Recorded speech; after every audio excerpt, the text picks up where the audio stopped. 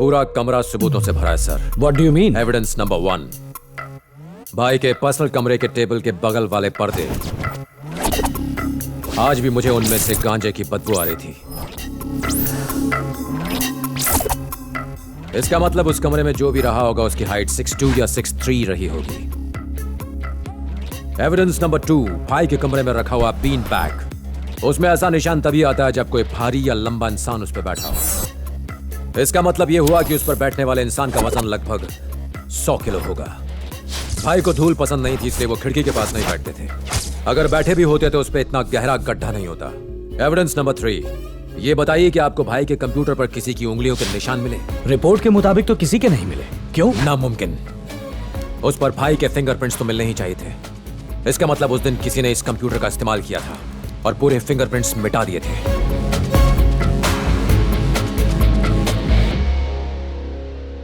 Last evidence है भाई के गले में लगा हुआ फंदा। आपने गांठ पर गौर किया? जिसने भी वो फंदा बांधा है वो लेफ्ट हैंडेड था, जबकि भाई राइट हैंडेड थे।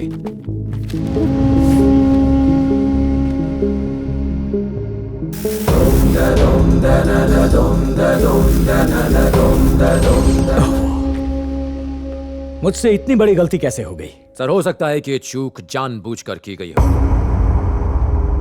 मैं आपके डिपार्टमेंट को दोष नहीं देता, लेकिन बिना पुलिस के सपोर्ट के एक आईएएस ऑफिसर के मर्डर पर यूं पर्दा डालना बहुत मुश्किल है।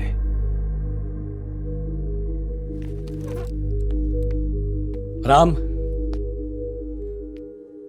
इस केस को मैं पर्सनली इन्वेस्टिगेट करूंगा।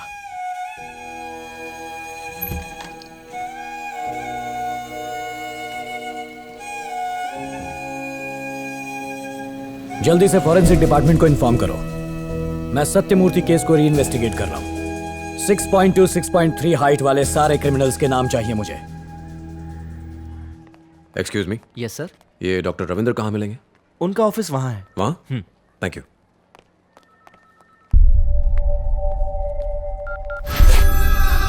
हाँ बोल। राम डॉक्टर रविंद्र से मिलने आया है। मुझे डॉक्टर रविंद्र से मिलना है। Ravindra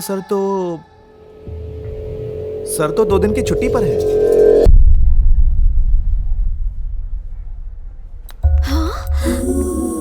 Oh my God, he is here. Go, you guys go. Okay.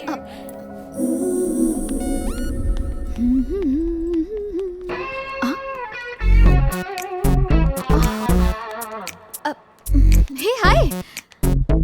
Hey, तुम यहाँ कैसे? डॉक्टर रविंद्र से मिलने आया था। ओह, तो फिर मिले? नहीं, वो आज छुट्टी पर हैं। क्या? डॉक्टर रविंद्र आज छुट्टी पर हैं? किसी ने मजाक किया होगा।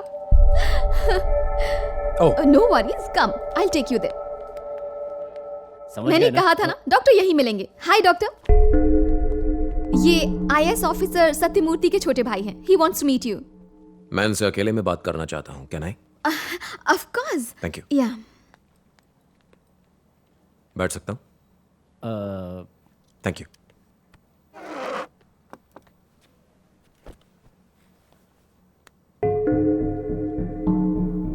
मेरे भाई आईएएस सत्यमूर्ति की पोस्टमार्टम रिपोर्ट जो आपने बनाई मैंने पढ़ी। What about it? नथिंग। अगर कोई लटक कर सुसाइड करता है तो उसके गले पर वी मार्क होता है। अगर कोई जबरदस्ती फंदा डाले तो ओ मार्क होता है। मेरे भाई के गले पर ओ मार्क था। रिपोर्ट तो सही है ना? कहना क्या चाहते हो? कोई कुछ भी कहेगा और मैं रिपोर्ट बदल दूंगा। मैंने ये कब कहा? ये तुम खुद कह रहे हो। देखो, तुम आर्मी ऑफिसर हो तो अपना दिमाग बॉर्डर पर लगाओ। मुझे यहाँ भाषण देने की कोई जरूरत नहीं है।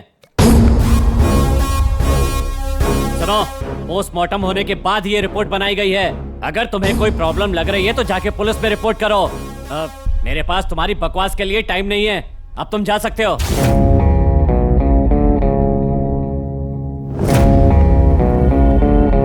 बिना कुछ बोले भी तुमने बहुत कुछ बोल दिया। मैं बहुत जल्द वापस आऊंगा।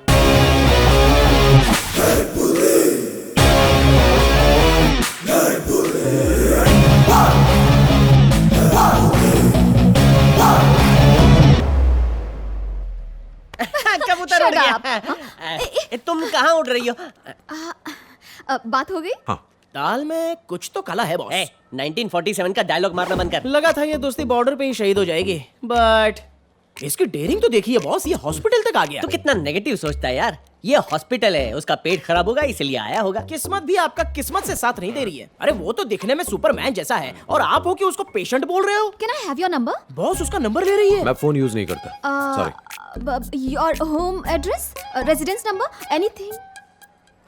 घर शिफ्ट करने वाला हूँ। आप एक नंबर के भोले भंडारी हो। सबसे पहले शुरुआत होगी चैटिंग से, चैटिंग के बाद फिर मीटिंग होगी और मीटिंग के बाद शॉपिंग होगी, फिर वो उसको घर लेने और छोड़ने आएगा और उसके बाद शादी की बात चलेगी और फिर अब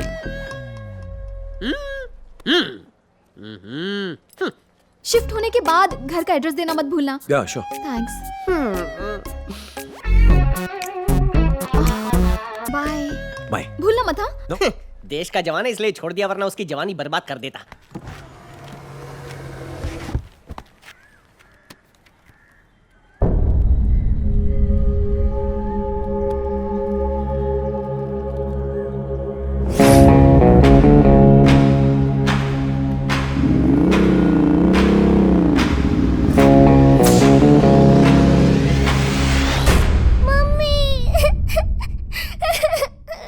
बेटा रो क्यों रही हो?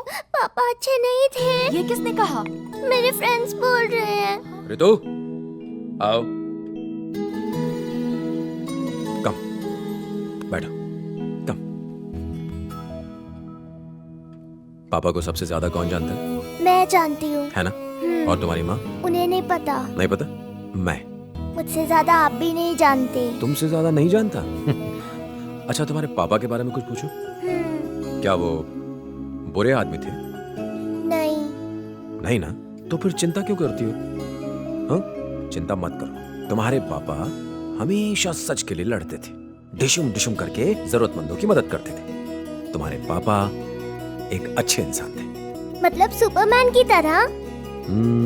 Super human.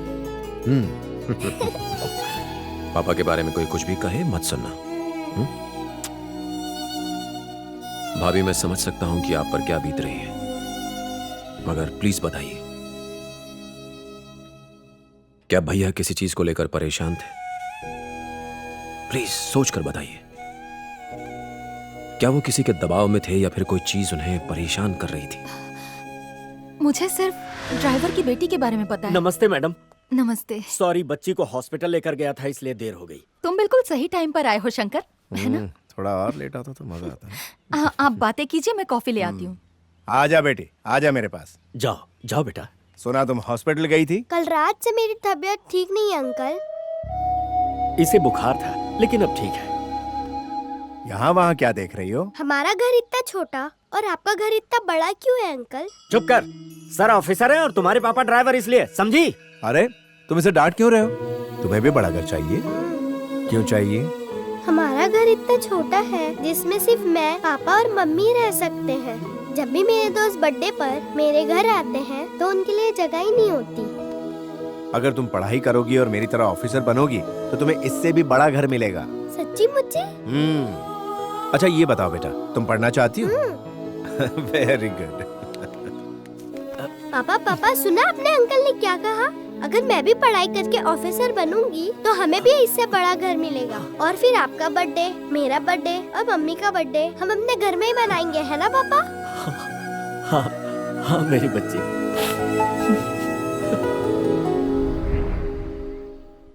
फिर एक दिन अचानक हमें खबर मिली कि शंकर ने अपनी पत्नी और बच्ची के साथ सुसाइड कर ली है। उसकी बेटी को कैंसर था। कैंसर? वो फाइनल स्टेज में थी। बच्ची के इलाज के लिए जो रुपए लिए थे उसे भी वो चुका ना पाया और जब अपनी बेटी को बचा नहीं सका तो खुद आत्महत्या कर ली। पापा, मैंने सुना है कि गरीबों को कैंसर होने से वो लोग बच नहीं सकते। ये सब तुमसे किसने कहा? मैंने ये सब बातें कमला आंटी के मुंह से सुनी। मैं एक डॉक्टर भी हूँ बेटा। उसने अपना ट्रीटमेंट अच्छे से नहीं करवाया। लेकिन क्यों? उसकी गरीबी उसे बचा नहीं पाई। इसका मतलब कमला आंटी सही कह रही थी, अगर गरीबों को कैंसर हो जाए तो वो बच नहीं सकते।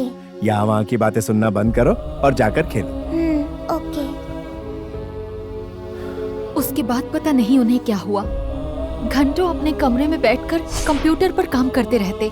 एक दिन जब वो घर में नहीं थे तो कोई कॉर्पोरेटर घर में घुसकर हमें धमकी देने लगा और जब मैंने उन्हें ये बात बताई तो वो बहुत गुस्सा हो गए और गुस्से में उसके घर चले गए। अगले दिन कॉर्पोरेटर के मर्डर के इल्जाम में पुलिस ने उन्हें गिरफ्तार कर लिया। उन्हें नौकरी से निकाल दिया गया। भैया उन्हें बेल पर घर ले आए। वो काफी अपसेट रहने लगे थे।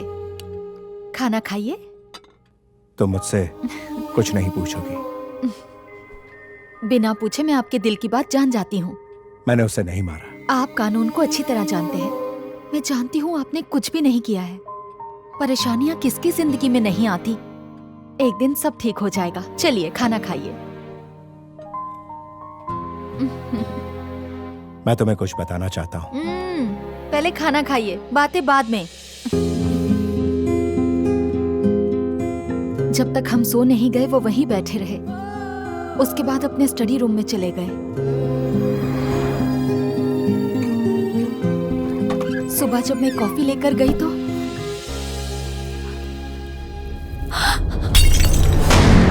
वो मुझसे कुछ कहना चाहते थे, मगर मैंने उनकी बात नहीं सुनी।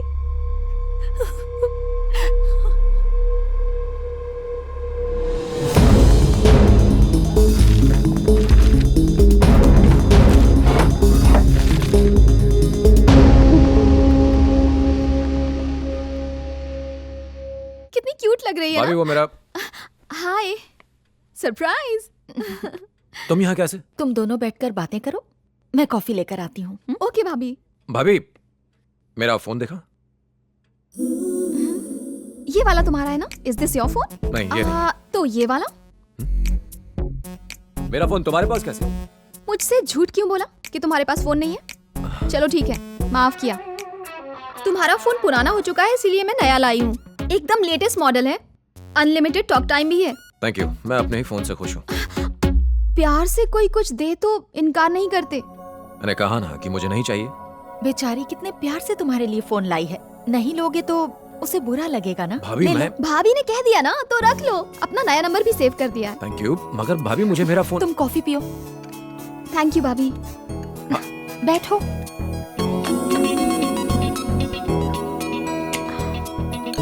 कॉफी बहुत अच्छी थी। तुम्हें देर हो रही होगी। Thanks for coming. मैं दोबारा आती हूँ भाभी। Bye bye, see you soon. Thank you. मैंने फोन पे फेसबुक और व्हाट्सएप डाउनलोड कर दिया है। अपनी फोटो भी फेसबुक पर अपलोड कर दी है। अपना नंबर भी स्टोर कर दिया है। फोन करना। हाँ या बाय। बाय।